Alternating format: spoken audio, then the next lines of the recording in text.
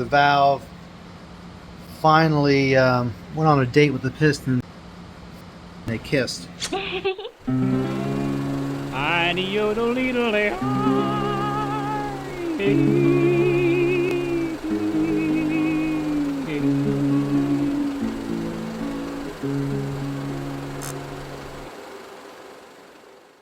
they got the head off. I still got to see if those are punched through. But the problem was on this Textron, which is a name change from Arcticat, we were getting a no start but occasionally backfiring condition. So I found out that the timing had jumped because the tensioner was 100% loose. The tensioner was loose, I guess from factory, because it was all the way in its locked, retracted position. So it was just a matter of time. This 2018, you know, right now, boom, that's 6 years. What should happen right now, springs are holding the valve seated in the rest position. So we've got the exhaust valves and the intake valves. Intake valves are always larger. You can see where these exhaust valves have smacked, okay, on both of these. The valves are not seating. You should not be able to see any light around these valve seats because we are mimicking a full compression. Watch this. Turn the light out. I've got my flashlight through the exhaust port. The valve is bent to where it's not seating at all. And actually, if I get enough angle, you can tell. So when they kissed the piston, they bent. So we're not going to build compression if the valve is not seating. So what's got to happen now is I have to take the valves out to make sure that the head itself has not been damaged. I'm going to have to spec the guides and make sure that they're within factory spec, and if not, we might just have to get a new head. But I'm going to check the same on the intake valves. They don't appear like they've hit at all. You see how there's no discoloration on them. You see how you can tell where these hit because it knocked the carbon off of them, right? But the intake ones are actually pretty clean, and you can see that reflected on the piston. So you can see the side that smacked was the exhaust side. The intake side never hit. So I'd venture to say we just have to check out the exhaust side and see if the head was damaged, which I can't tell without taking them out. So we'll get there.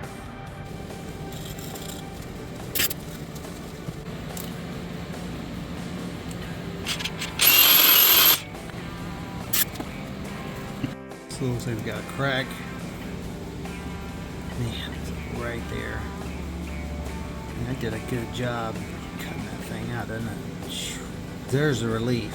Factory one. This was not planned. I know it looks huge on here. What I'm worried about, I mean, the depth of these, if I'm even guessing, I'm telling you, it's like talking the thousandths. Basically just took the texture off of this. I know it looks really deep right here, and it is a little more substantial around this raised edge here. The other side didn't hit as bad as this side. I'm not sure if that's a crack or just where it's hit this a couple different times before it died, and then that's just the bent piece getting ready to rip off.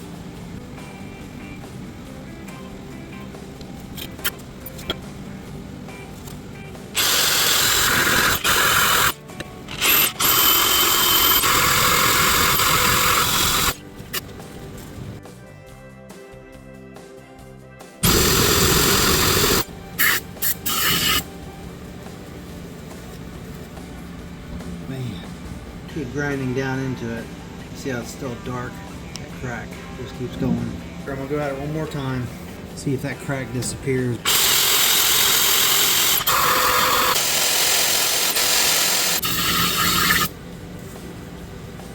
You know, crack is actually gone. It's not much material at all compared to factory cuts. I mean, the deepest tear I was ironing out was the factory valve cut.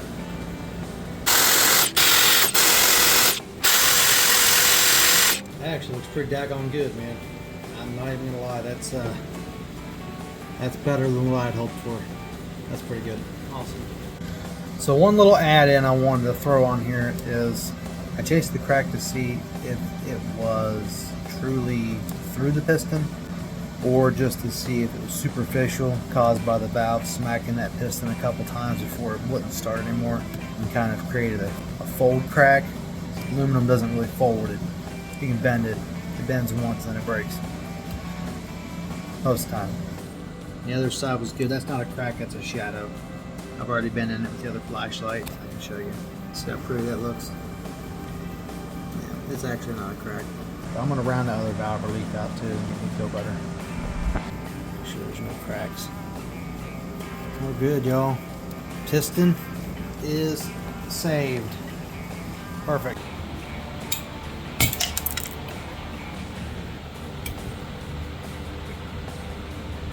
Can't tell the valve's bent because you put it in your drill like this. Yeah, she's pretty bent. Like I said, both of these are going to be that way. Let me get these seals off of here. What's that?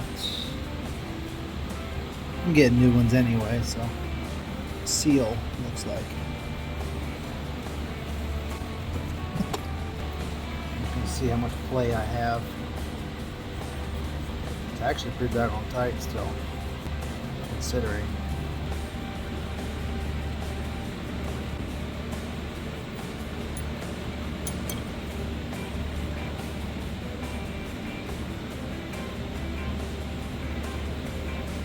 Also, they feel pretty tight still. Yep.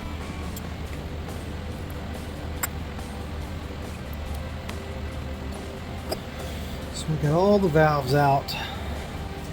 I know these aren't bent. I'll show you what a not bent valve looks like. So, I know those are good. You see, there's no sign today it ever smacked anything. Yeah. Might spec these springs out too. Might just replace them. It's already 6 years old. I'm already here. Yeah, they're not very heavy springs either. These intake valves, a lot tighter than the exhaust. That is for sure. I have to look up the spec on what acceptable.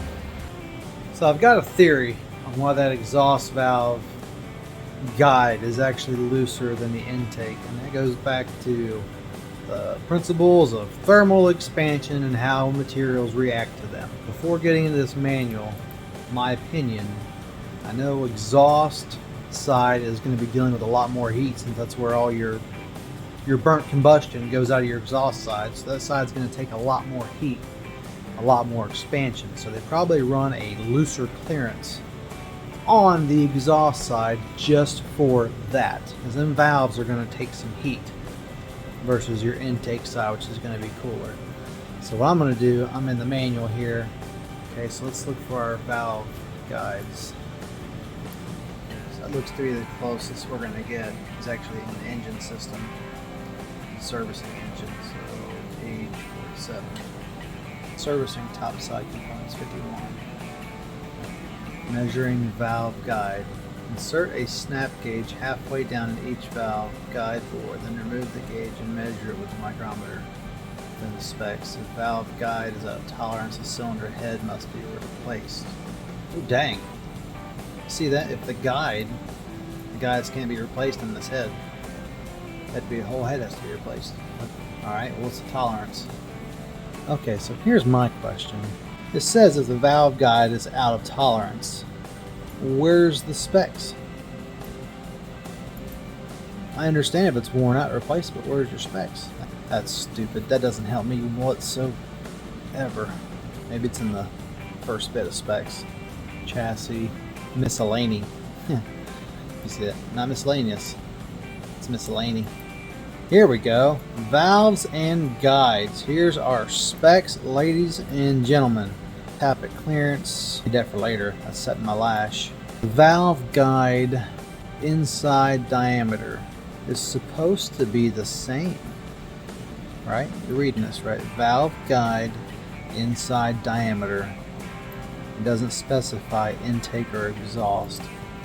It shows 5 to 5.012 millimeters. But I do see this.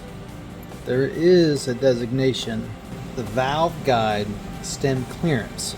It's not much, but the exhaust has a larger acceptable clearance by 0.02 millimeters. So that tells me they're accounting for that thermal expansion of the exhaust side. So that would make sense where the exhaust is like it is. I think as tight as they are, I think that little bit of gap I'm coming from is that 0.02 millimeter difference between the clearance. That's why I got a little more wiggle in my exhaust valve than my intake. Because it doesn't seem loose by any means. It's just looser. Good to know. Yeah, that's my high-tech redneck manuals I pull up on the screen here. Makes things a little simpler, especially if I'm working over here, doing my thing. I can look over for guidance. It's great.